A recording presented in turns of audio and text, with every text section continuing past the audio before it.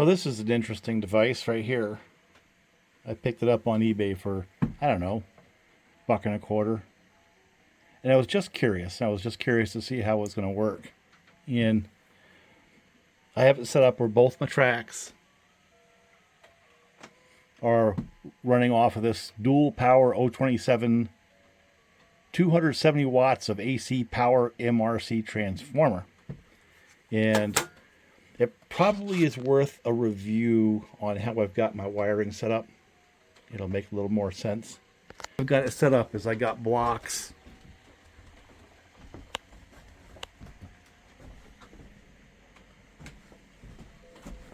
around the whole board, where basically that 14 gauge wire just runs around, and I've got these blocks set up, and then I feed the track off those blocks. And I've got one, well, I got the first one right there. I got one strand down here. Then I go back around, there's one in that corner, there's one in this corner, and there's one in this corner. And then I run feeds up to the tracks. Not the prettiest, but as time goes on, I, go through and hide the wires better as we develop the layout more. So I basically have a bus type system based on Romex 14 gauge wire. And that gives me lots and lots of options, as you can tell. It also creates some issues. But one of the things I found is virtually impossible to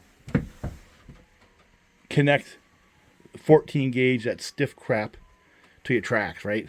So by having blocks, I mean, the simplest thing is you have available power all around your layout, but then you can use normal wire for tracks, whether it's the original stuff or not, going to those blocks to power your track. Need more feeds, just run another line to your block, And if you have enough of them around there, it's like having outlets in the wall of your room that you can work from. But I've got it set up where the copper is ground for all of it. And there's one of your first dilemmas, is that means I have to make sure I phase the transformers, right? And on the old Lionel's, where they only had 2-pin plugs, you can rotate them one way or the other, and you can actually get them to the point where they have either a constructive or destructive interference. And you'd see that if you try to cross from one powered set of track to another set of powered track by the other transformer. You either get a big jolt as it goes across that joint.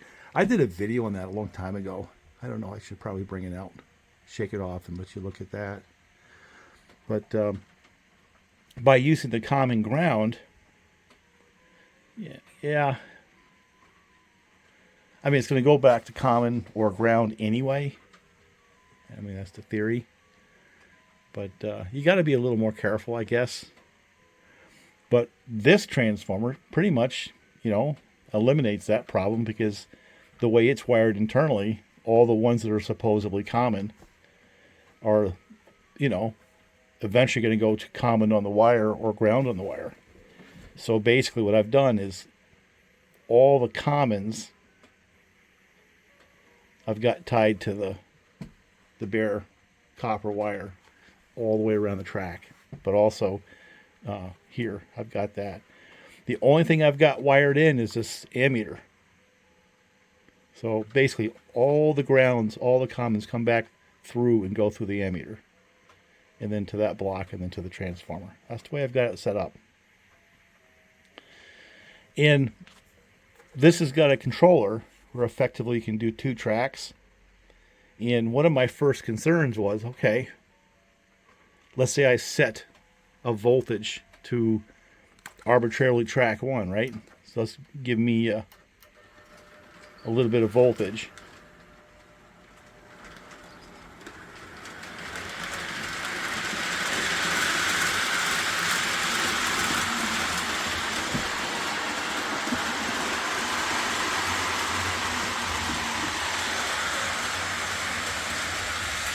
What happens when I go to track 2?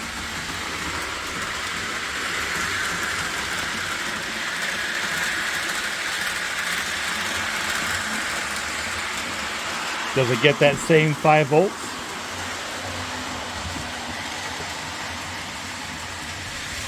Yes.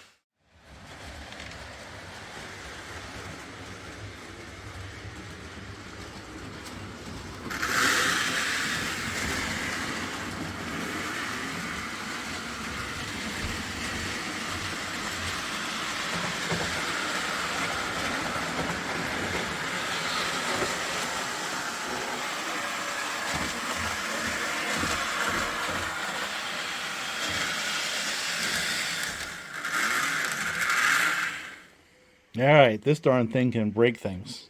That's what I've learned. And what happens, it appears to me, and not consistently, is, think about it for a second. When you go from track 1 to track 2, right?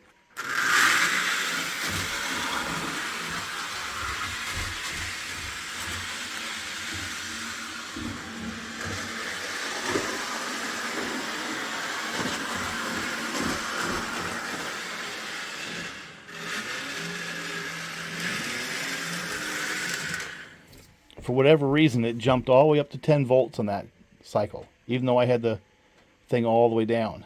So I've got to figure out why it does that. How does it start at the voltage when you go from track 1 to track 2 is not readily obvious. Sometimes what it appears to do is when you go from one track to the other, it waits a little bit, and then the first time you hit the button,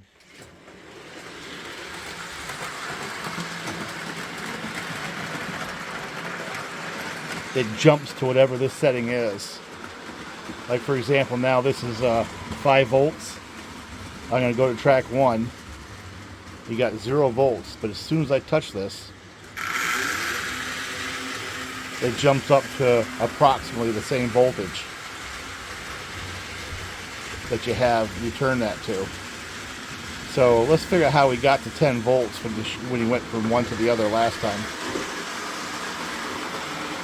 So I'm going to go to track 2, shut it off, right? Track 1, shut it off. So yet again, it paused until I hit the throttle control before it changed voltage, and then it jumped to wherever this was set. Now, I've had 2 wrecks with it so far, where for whatever reason, one time it jumped to 10, and the other time it jumped to 15. I have no idea how it got there. So, I may end up only using this on one track, because I can't predict what it's going to do, right? So, let's try this again. The beauty about my hacked regulator rectifier motors, it doesn't really matter because inside that locomotive there's a rectifier and a regulator. It caps the voltage which goes to the Pullmor. So no matter what I do here, it can only jump so far, so it's not going to run it off the track. But I had my Williams Alco FA, and I went from one track to the other to jump to 15 volts, and the damn thing sent all the cars off on the floor and ended up on the side over there somewhere before I figured out how to turn the transformer off because it jumped to 15 volts. Now you got to remember that Alco FA Williams runs on 5. So it was at race car speeds by the time it got around this corner. So, and then I shut the transformer off just in time before it went into the lighthouse. But that can't happen. It's a combination of operator error, obviously, but there's got to be a way of of controlling that. Because if there isn't, there's no sense in having two tracks under control. Right? So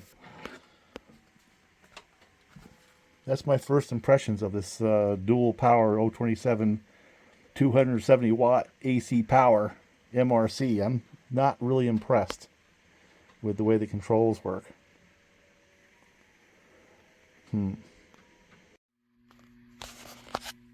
I guess I should make a little commentary on this.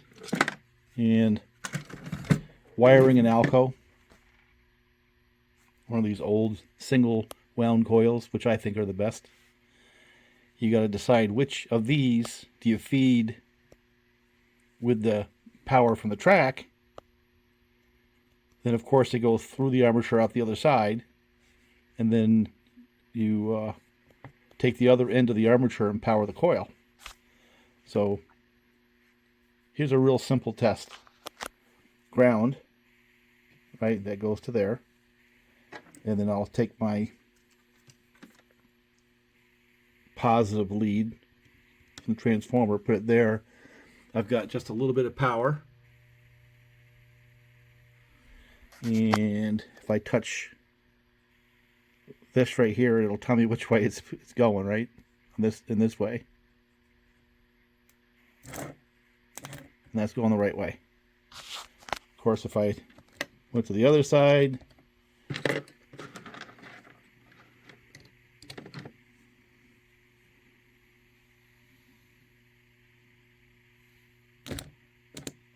so what I want to do is I want to take the output from the regulator rectifier and put it on that spring, and then solder this wire from here to here, and that'll make it go the direction I want it to go. Real simple. This is just really simple stuff.